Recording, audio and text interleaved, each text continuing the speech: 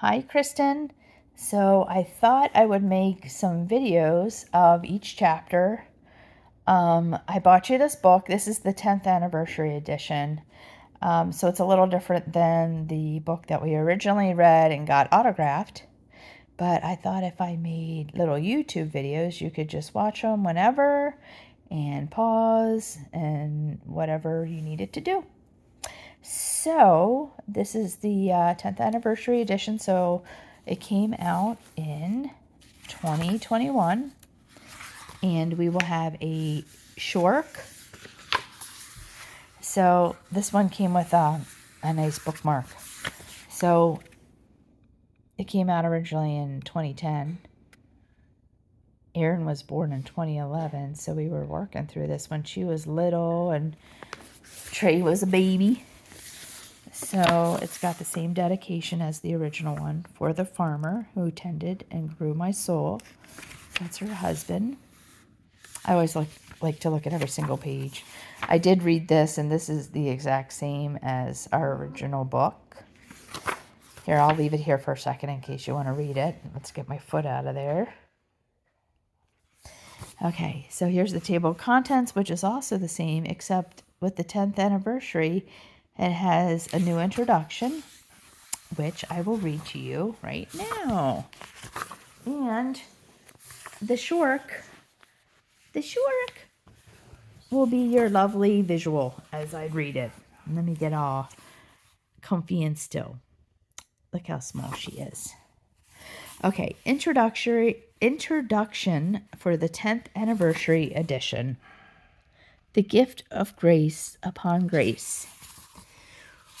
When I met a woman who tells me how she's learning to live through hard days, there's no way I could have known that 3 days later would turn out to be one of the hardest of our lives.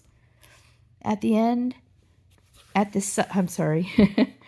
side of a crowded room, she had told me how her family was in the midst of fighting hard to survive a personal crisis when she found herself unexpectedly expecting.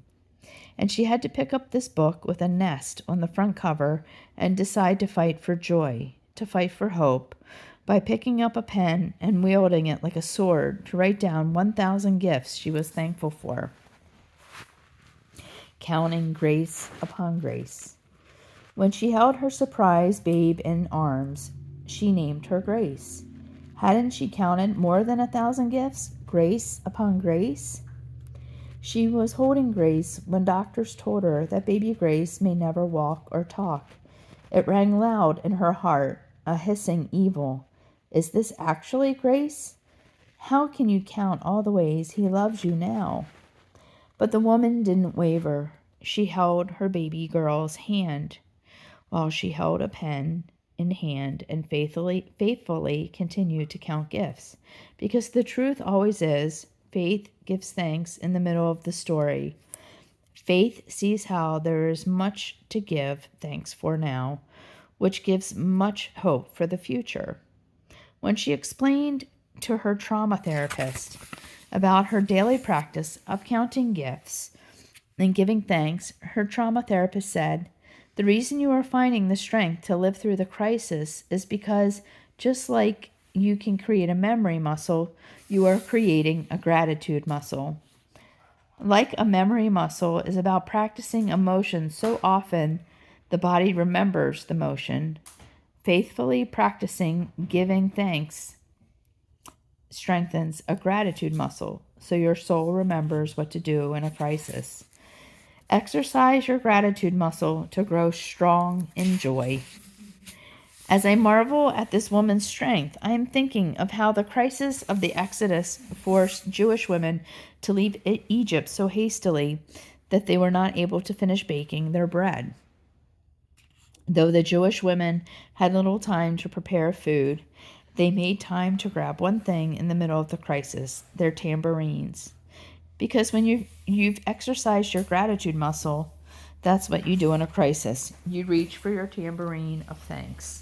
When you faithfully practice your gratitude muscle day in and day out, your soul remembers what to do in crisis. When you practice gratitude every day, You find that when you're in an impossible place, your soul remembers how to give thanks, so that joy is always, always, always possible, even in that place. The most important way to prepare for a crisis is be prepared to give thanks. Because even when we don't know what is coming up ahead, we prepare to keep giving God thanks because we trust His love with all our heart. 3 days after Grace's brave mama had told me how exercising her gratitude muscle day in and day out had made her strong in crisis, our own family was upended with our own unexpected crisis. We have pens at the ready. Our souls remember what to do. Give thanks in all things. Because we, like more than 1.5 million gift counters, have kept exercising our gratitude muscle every day for the last decade. And our children, who were little when I first began to count all the ways God loves me, and now grown into adults who led their own communities in counting gifts and growing gratitude muscles. We can testify one of our greatest weapons against hopelessness is gratefulness. Every time we remember to give thanks, God remembers our broken places together with joy. Faith gives thanks in the middle of the story because we know God will work it all out for the good at the end of the story. And there, near the kitchen sink, so I can easily see them, I have my tambourines at the ready. A collection of 3 of them hanging on the wall. Because the way we enter into His gates, into His presence, is by giving thanks. Psalm 100. Because we don't wait until we're joyful to be grateful. Because being grateful is what makes us joyful.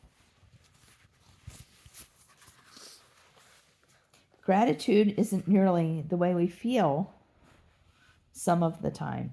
Gratitude is the way we frame all of our lives. Thankfulness is more than a wave of emotion. It's a posture of life. And more than a decade of navigating crisis and valleys and pain, and yet daily counting gifts, growing a gratitude muscle day in and day out. I can do no less than bear witness to the kind ways of God. Giving thanks has literally saved my life because it gave me eyes to see how the grace of God is literally saving me every day. From a writing cabin on the edge of a wheat field on the farm, late October 2020. All right, I'll read chapter 1 next. Love you, Kristen. I'm grateful for your friendship and for this tiny, tiny, soft, cute creature. Bye-bye.